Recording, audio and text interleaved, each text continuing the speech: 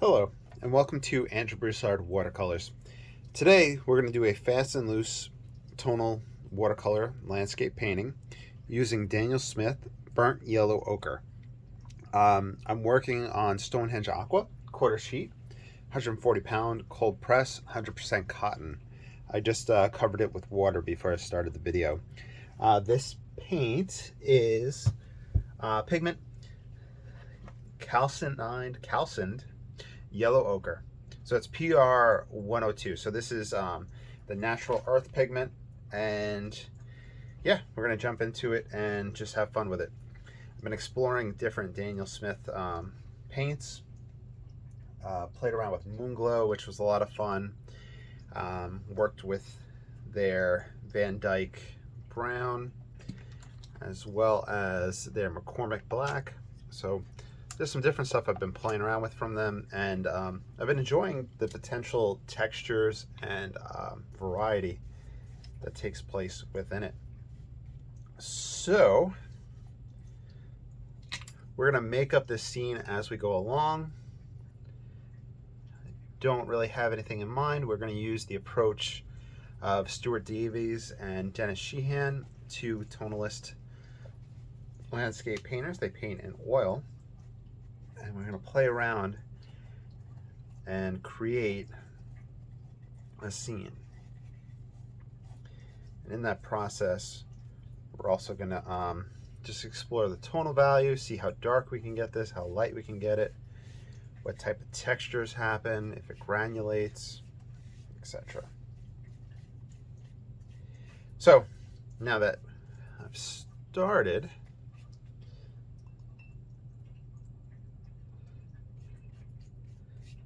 it looks kind of like a light red oxide, or maybe a Venetian red. They do seem to have some different ones within that range. I was debating which one to pick up. I'd placed an order with Blick, and I had needed some paper, and I wanted some different paper for the Conte. So this was kind of one of the additions, one of the throw-ins to experiment with. And I think I'm going to go through the more basic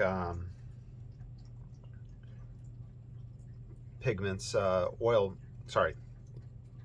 earthwise. We'll see what happens from there. So a little background. I feel like this one might be a little over the place and not flow as well. It's 8:30 at night. My day wasn't really productive. It was on the phone with my uncle and then with my mom. Yesterday, I decided to do, and I have Hammy trying to climb all over me, do the long distance longboarding, and I saw the opportunity and I took it, and I went for essentially a marathon distance. I did over 26 miles longboarding yesterday.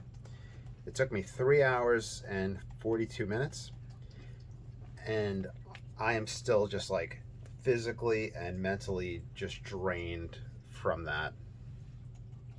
So I apologize if I'm a little kind of just, I don't know, shaky or just not there like I usually am.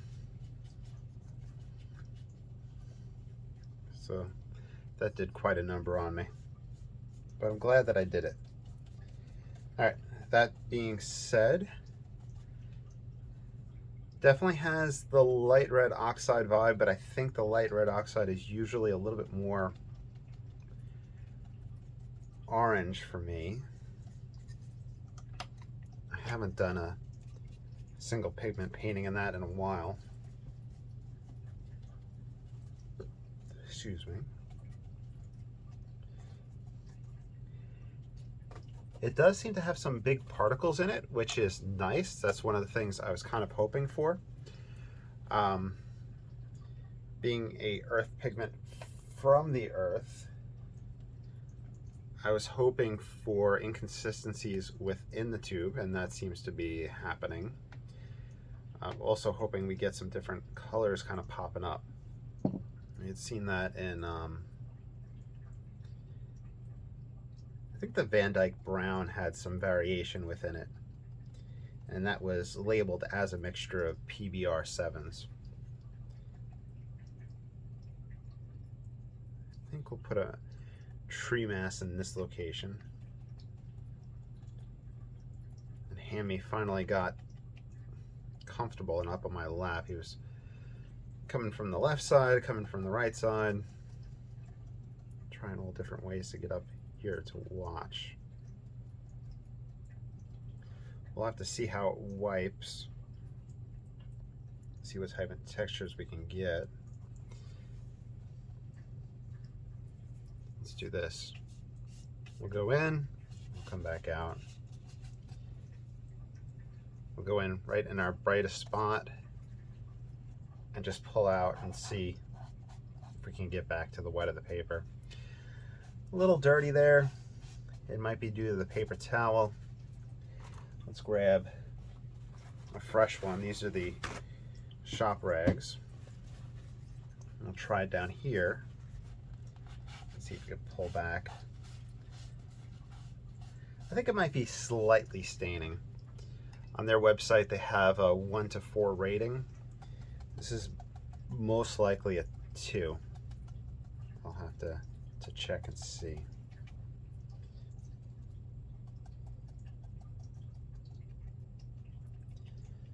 Alright, so let's create our scene.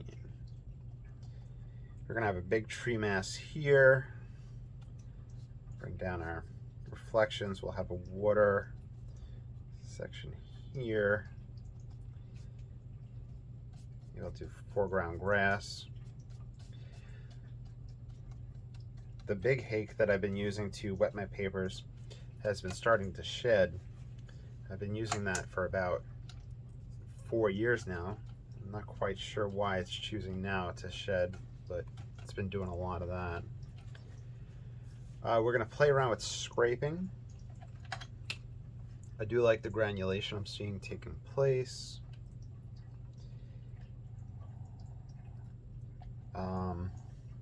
Always talk about the pointed, sharper point when you're scraping wet and wet. It's going to damage the paper. It's going to create a backfill. It's nice for some interesting dark lines, and I find that it helps with the tonal range within a painting. If we use a rounder scraping tool, which I'm not sure where mine is, so we can use the side of a card or the back of your finger. You can get a little bit of white start to take place, but we're still pretty damp, so we'll try to come back to that. Number 1 rigger. We can go in and place some wet and wet. I'm going to put a little bit more pigment out.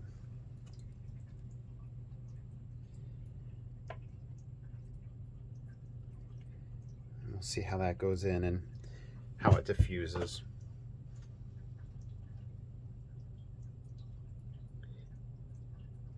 This one, compositionally, will probably be a steel yard composition where we'll have our big element here near the middle, and then we'll have a smaller element of interest far from the center. So the heavy object is close to the center and a smaller object, lighter object, is further away. You do that with color and tonal values as well. We're just doing it with a tree and then a bush down here.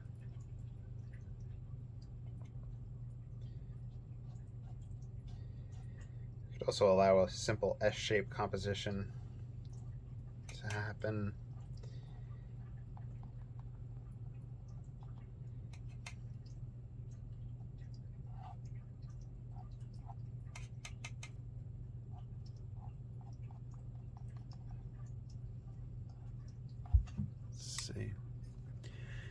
On the camera, it's looking a little bit lighter than it is in person.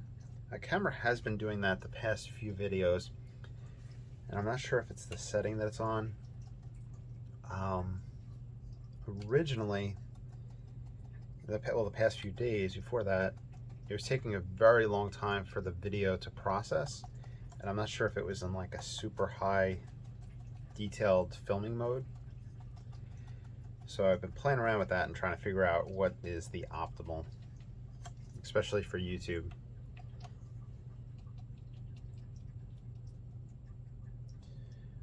Put a tree group here.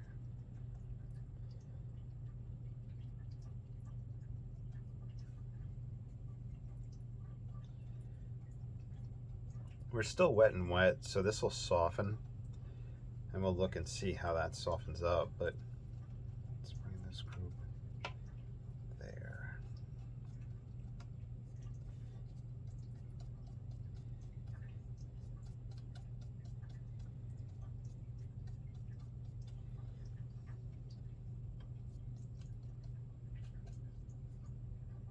A little horizontal swipe for the water right in this region.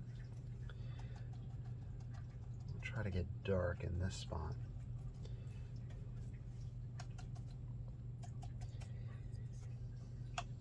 So I also ordered their burnt umber and raw umber.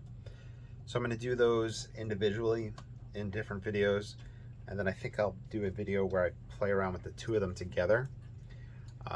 Burnt umber and raw umber is a fun two-colored painting palette that I enjoy.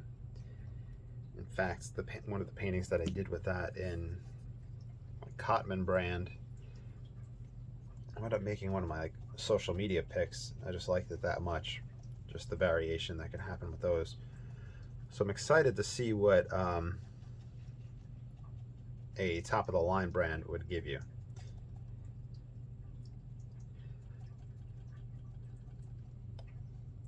And then from there, I think I want to try the raw sienna and the burnt sienna, and potentially a few other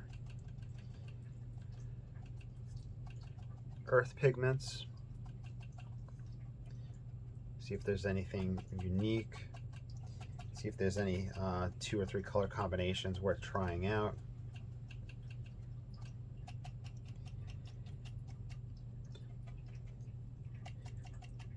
So this is the burnt yellow ochre, but I did refer to light red oxide earlier. And I found with light red oxide, it's kind of a opaque pigment, or at least the ones that I use.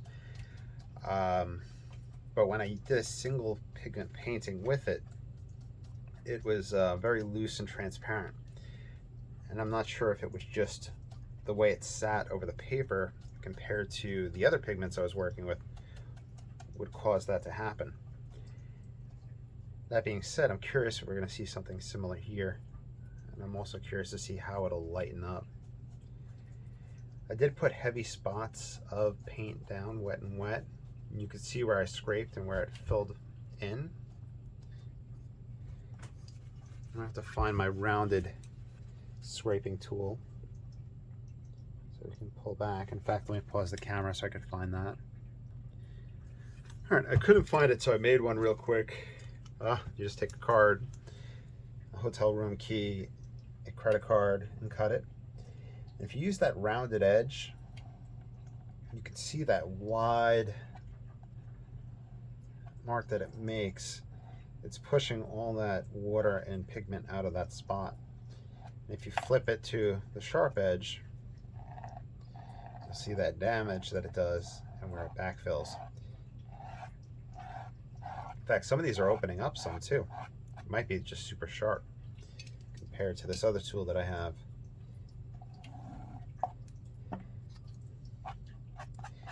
You can really play around with these textures and have fun with it. It is easy to overdo it, but it's worth experimenting and seeing what's possible. To borrow a term from Stuart Davies, the illusion of detail. And I think that's something that painters have been doing for a long time, and artists have been doing a long time, is doing these little tricks and things to get that illusion to take place.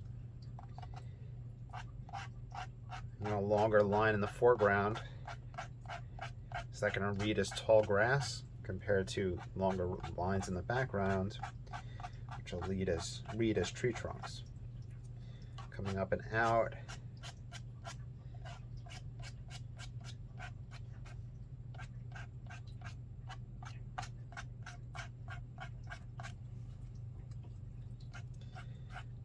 We do have a lot of stuff that can happen.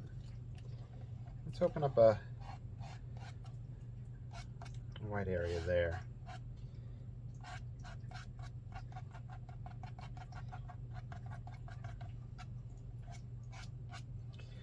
All right, so it scrapes well.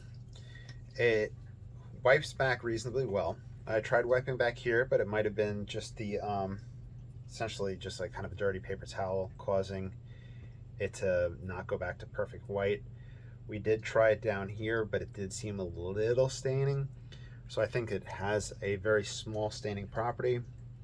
It doesn't say on this tube. Oh, it says, that just says the series. But I think that's the case, but it's just something to keep in mind. Let's do some lighter scraping up here for tree branches. I picked it up because it was granulating, so that was one of the things that was the properties. Noticed it in some spots, originally in here, but with the heavier application, not seeing too much.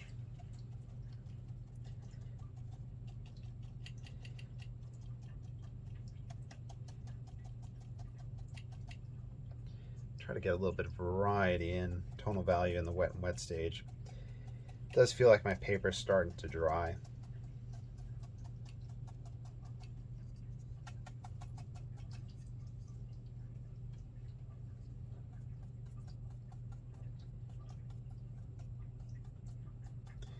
Hope by tomorrow I'm back on the up and up. Because after I was done with that yesterday and I had to go into the evening, I was kind of chasing the sunset, just trying to get the miles in, realizing that it was possible. And at the very last bit of light, and then a little bit of moonlight and cell phone light, was when I did my last few miles. But after that, I ate a very, very big plate of food, and I wasn't, I think the term satiated. And today I ate a decent amount, and I just feel like I haven't quite refueled. Even got some soda for the sugar, just to get me going. I know that soda isn't the best, obviously.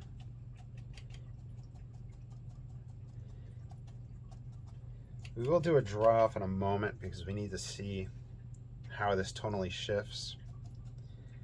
The whole purpose of that is so that we know what to prepare for whenever we are painting with a pigment. If you paint something and you have it just the right tonal value and then it dries off and it lightens up, you know, that's what we're watching out for, is to know your pigments and to be prepared for that.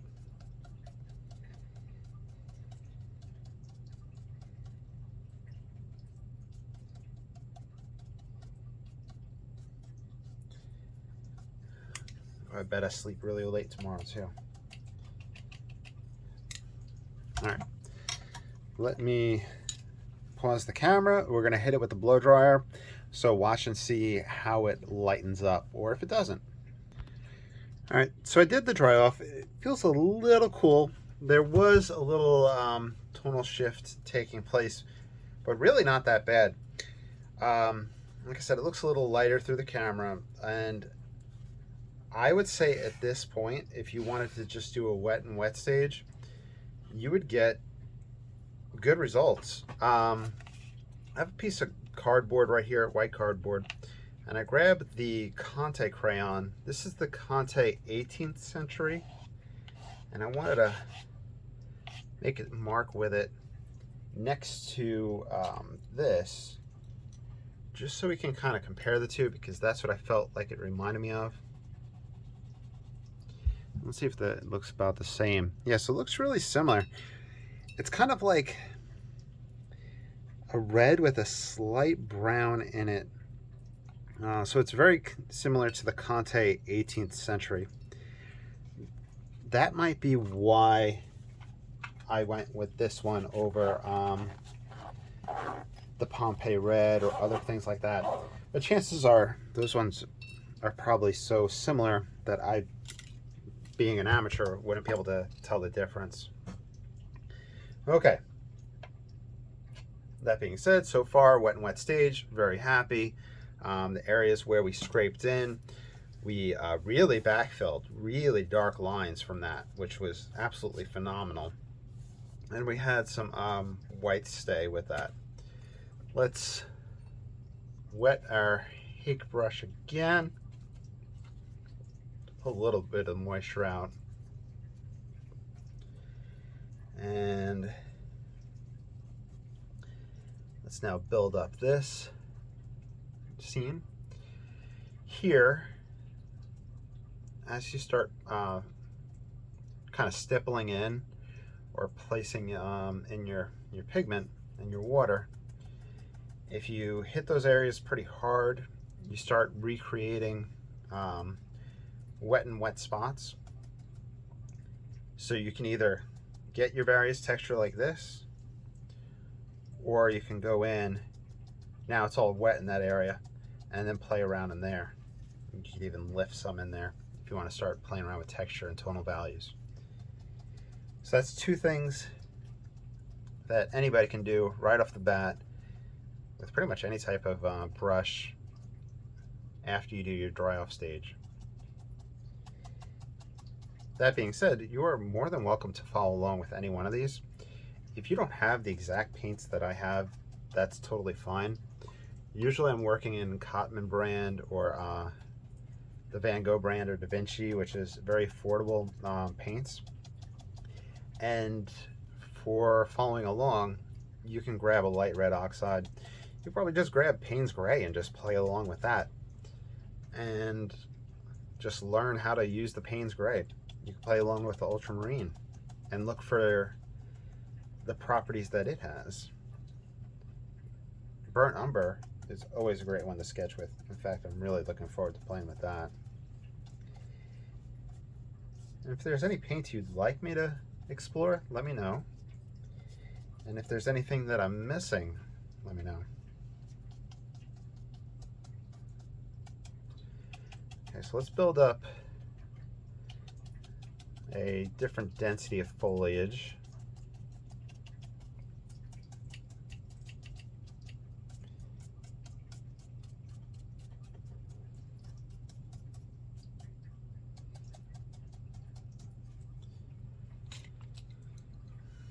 Got the number 1 rigger again.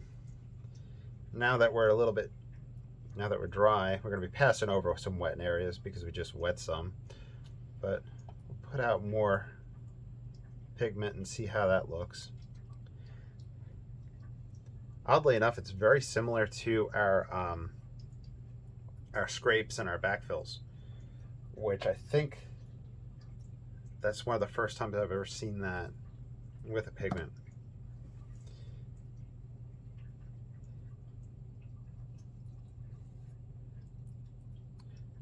Oh, and of course, if you follow along, you are more than welcome to sign your own name. You have my express permission to sell anything you do whenever you follow anything on my channel. I want you guys to be successful, to have fun, and to have money for art supplies. Art supplies are expensive, and I want you guys to be out there painting and practicing and having fun. That's the most important thing. If you want to support this channel, liking and subscribing really helps. I also have some links down below if you'd like to financially support the channel through the Patreon. I have exclusive content. I also have the Buy Me a Cup of Coffee app down below, which recently somebody donated through, so thank you so much for that. I get anonymous donations through there, so I don't see the names unless somebody has a account and says it.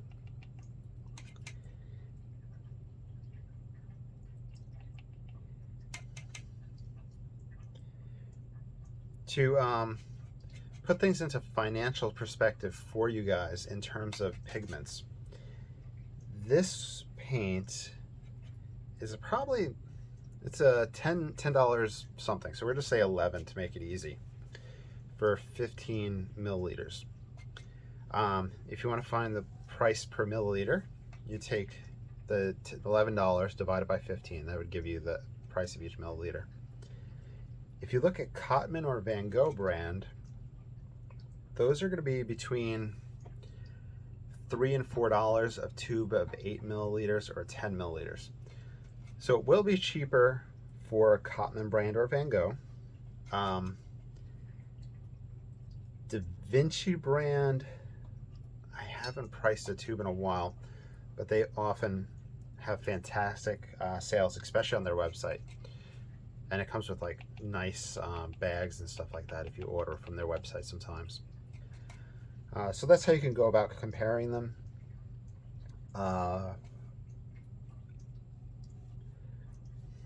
If you're a beginner, I wouldn't run out and purchase the most expensive paints, because you're often prone to trying to hold back and preserve your tube and see how long you can make it stretch, especially for the price.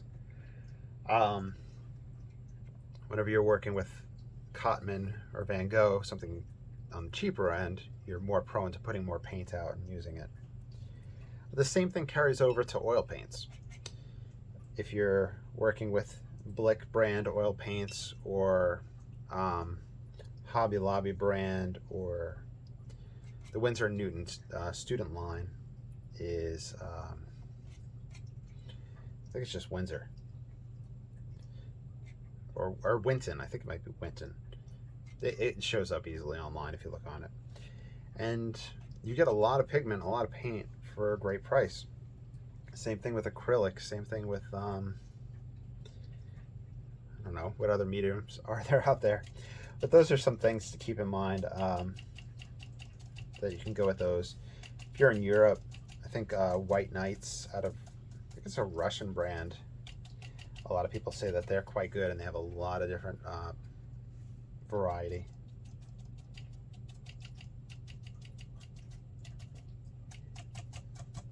The one thing I would say splurge on is your paper. Find paper that is of decent quality.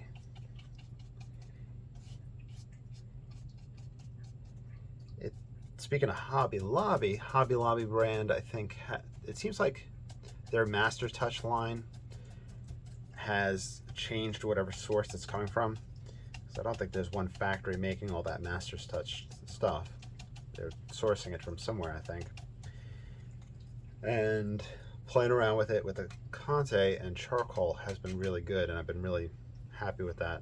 And I know other painters, and I think it might be Joe Menza and other people are been using that and having a good time with it. I'm trying to just break up the shape of this while I blab. Let's darken this side right here. In fact, why don't we do an experiment?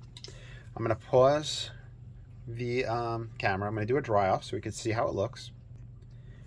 All right, so value study wise, going from light to dark just to see what values we have. This pigment really has it. It's really nice. I really enjoy it. What I want to experiment with now, we saw the scrapability, we saw slight staining, we saw the value range. Composition wise, there's things that are kind of bugging me a little bit.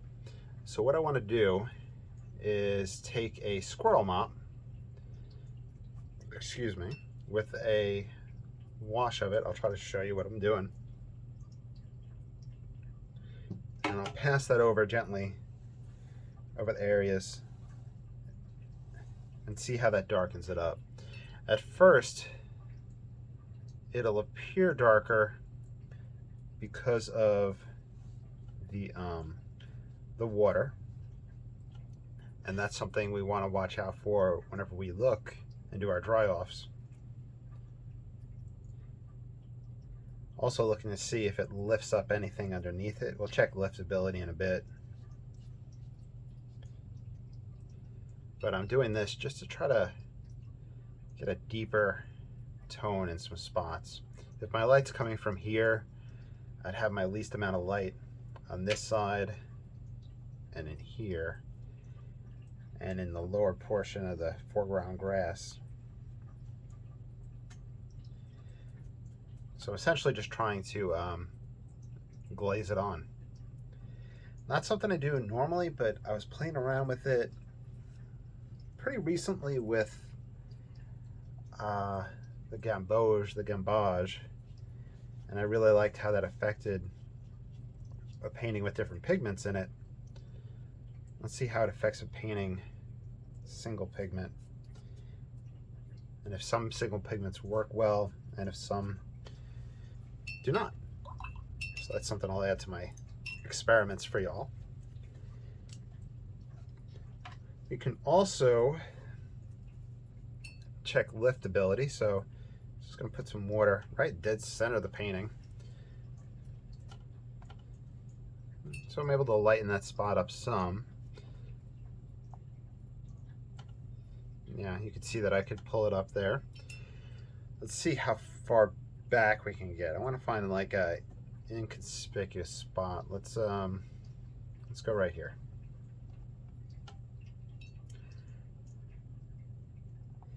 One of the first times I saw this done was Stephen Cronin pulling back the whites of a sail in a sailboat on a watercolor painting. If you don't know Stephen Cronin, he has fantastic amount of videos and materials on YouTube. So we're able to pull back quite a bit. So that should have been readily apparent in the video. So let's pause and do a dry off. We'll see how these look. All right, so it seemed to have worked some. You could definitely see in here, and in here you could actually see the outline of the quill brush, squirrel mop. Even in these areas, you can see a little bit of that brush mark as well. I think maybe just a higher quantity of pigment in the water would be the way to go to start darkening those up. I think you could play with it where we could do another layer, and go along those lines, or kind of just go at it all at once. But it does seem like it has that, and that's something to pursue in future videos. The re-wetting and lifting works great. In fact, while I was doing the dry off, I was thinking we can always wet some stuff like large areas and dab that up and change the tonal value of that spot as well. So I think I'm going to end it at this. I really enjoy this pigment. This is once again the Burnt Yellow Ochre by Daniel Smith. If you enjoyed, once again, please like, subscribe, follow, and let me know if there's anything you'd like to see down below. I'll be back soon with more videos, and I have tons of stuff up on the Patreon for y'all to check out. Thank you so much for watching, and I hope you have a great day. Take care.